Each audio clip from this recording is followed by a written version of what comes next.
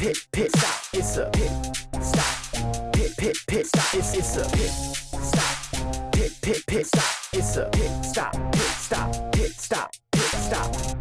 And keeping our Purple Pants Podcast Pitstop coverage of season 35, Brooke and I are excited, happy, but yet very sad to be here with one of our favorite teams, the sisters, Morgan and Lena. How are you amazing ladies doing today? Hello, amazing friends. We're here, under unfortunate circumstances, but very happy to be here.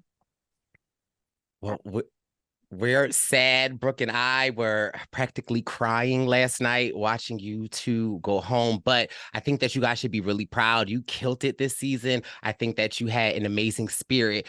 Growing up, were you guys competitive growing up with like sports and different things? Because we see this competitive side, and I always love the sister teams on Amazing Race because I think that they're just so fun, so real. Were you guys competitive? I think Lena was competing with me. I was like, I actually didn't. When we played sports, we didn't play against each other. So we were on the same team. Yeah, like either we were on the same team or we played different sports. Like Morgan did basketball, I did the clock. I ruined her finale game because I did the clock wrong in the last 15 seconds. Like we had that kind of relationship where our childhood was spent, like we played on different softball teams and different age leagues. But the competitiveness has always been in our house. Our dad loves sports, and he has been our coach for most of our sports teams as kids. And there was no excuse but to win. First of all, I'm pissed. I don't like what happened last night. Brice knows all about it. I spoke with him and said, this is unacceptable behavior from the Amazing Race, letting you two go home because it's not okay.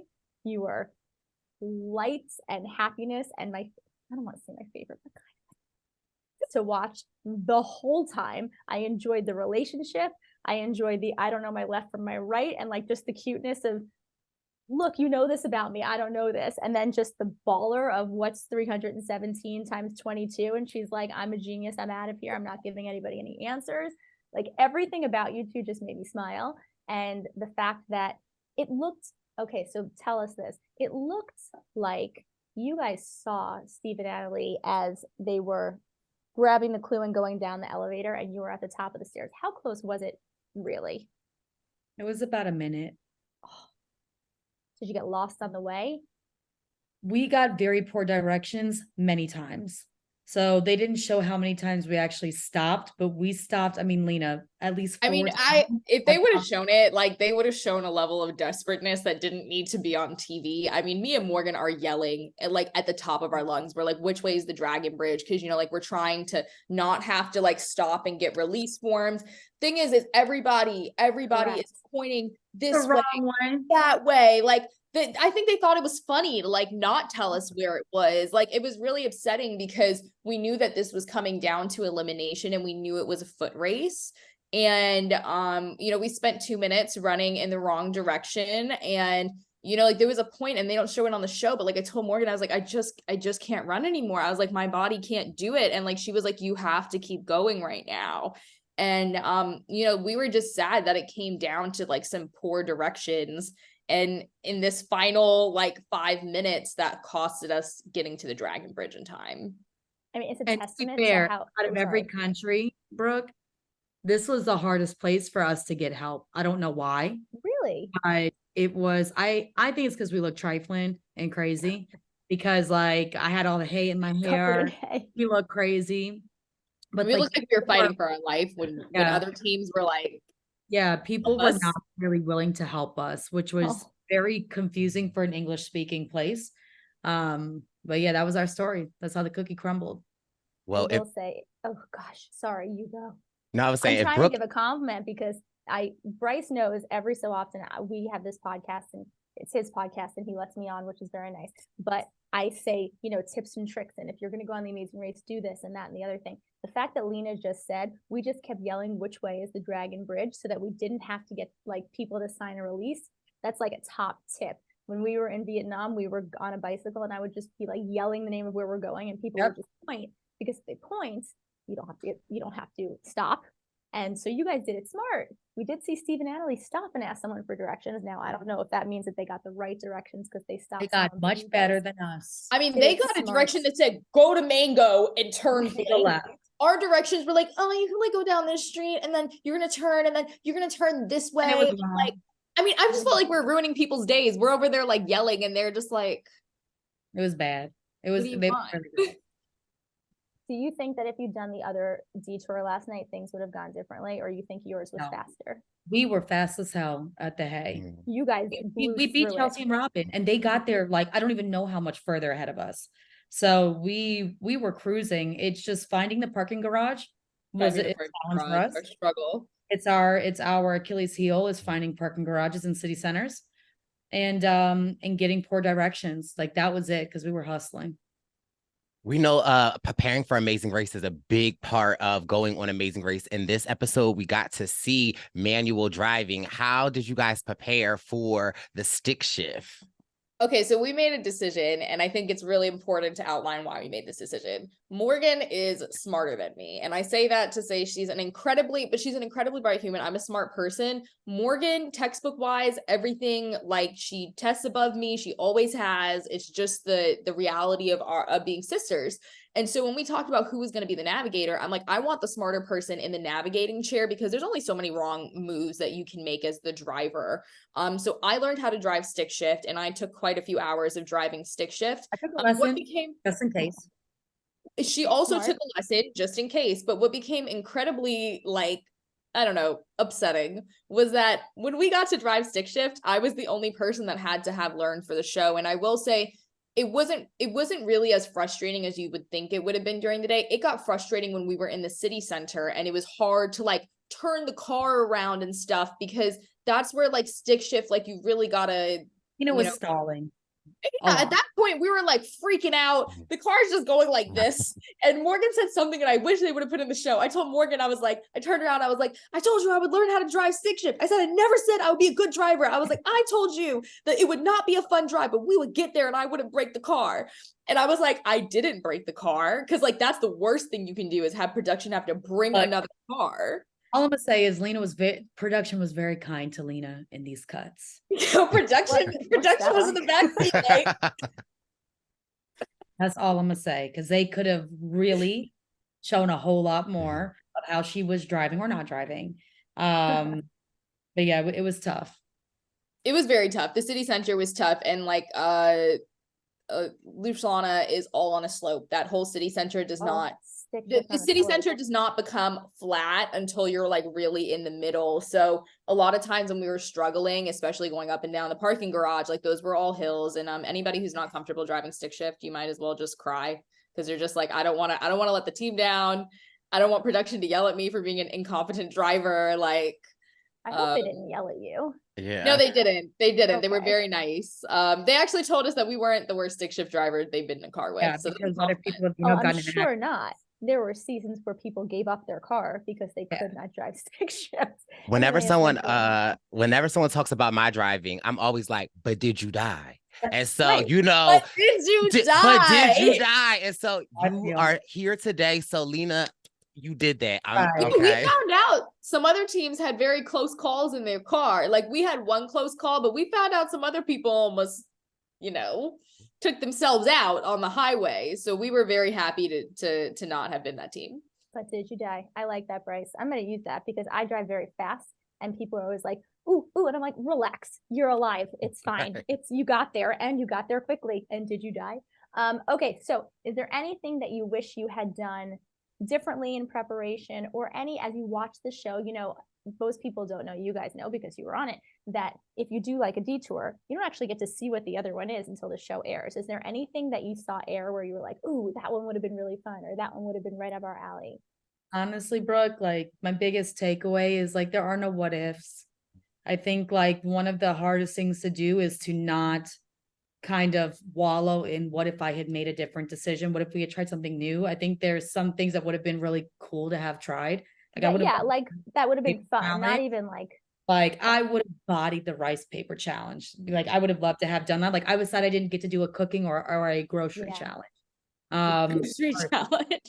I love the grocery store. It's my favorite place. So Yeah, like a market challenge. Yeah. So, Go ahead. oh no, I'm dying to hear like your response. I think obviously if we were to go back on the show, the way we would prep would be incredibly different. I think that we left everything on the table with how we were able to show up for the show. Like, we're proud of how we raced every day. Every single cut that you see from us, we're basically running. Like, we wasted no time. There are definitely there's rules that we put in place for detours that we will use the next season if we're on. Like, I love this talk. I do Bring them back. I do think if we came back, a lot of the things that we struggled with, we would be able to course correct pretty quickly. yes. Yeah. And also because not everybody's played around in last place, it makes us a very different competitor than most people. A lot of people are like, hey, I want to be in first and I want to be in the first three. Me and Morgan are like sitting in the end. We're like, dude, there's so many things we could have done to just give more cushion. So you don't think about those things when you're in the front. So I would say we're a pretty scary team if we come back. Wow. I think so. I'll sign that petition. I will sign that petition and I will root for that. Okay. So I'd like to ask everybody if there is a particular team that you're excited to go have a beer with, anybody that you think was represented like exactly correctly, or anybody you think is getting an edit that doesn't actually reflect who they are on TV. I'm gonna just stand up for my girl, Annalie. She's a spicy Southern girl. She's a spicy Southern belle. Like, they were not U-turn because people did not like Annalie. We all love Annalie. She was U-turn because she's a badass and she is strategic, right? So I think like the way she's being portrayed, like she carrying her daddy, like they're doing it together. And I think she's being portrayed incorrectly. We love her. Yeah. So, I feel for her. But I think for the most part, like, teams are portrayed relatively nicely. I think the villains were not really portrayed as villains, and Annalie became the villain, which is unfortunate. But overall, like, it was pretty spot on. I am from the realm of Survivor. And so when I watch Survivor, there are certain things that like push my buttons. And so being here in Amazing Race and watching this, there are certain things that push my buttons. And this is a hot take. I would like to know your thoughts on people just outright following people. Oh, this is an easy one. This is the easy one. If it happens once, like, okay, like, I don't blame you for following people once. And like, of course, this is a strategy of the game. And if you know your weaknesses, like, cool, if you're figuring out how to fix it. I just think it's very inconsiderate to the fact that the other team is making the right decisions. So you're riding on their coattails. And again, if it happens once, that's the name of the game. But like, to be your whole strategy is a problem. It's not cool. It's not cool. Like, it's not fair to how accurate like Greg and John were moving. And my bigger thing is a safety concern. A lot of accidents happen when you're tailing somebody, and even when you know that you're being tailed, like you say, like, hey, follow me. And you're trying to lose them, right? So, but in general, it's scary when you're tailing somebody. So to me, like, just at least be in alignment with that team. Be like, hey, is this cool? Because if not, then like you're just not racing in the spirit of the race. All about that courtesy wave. Right.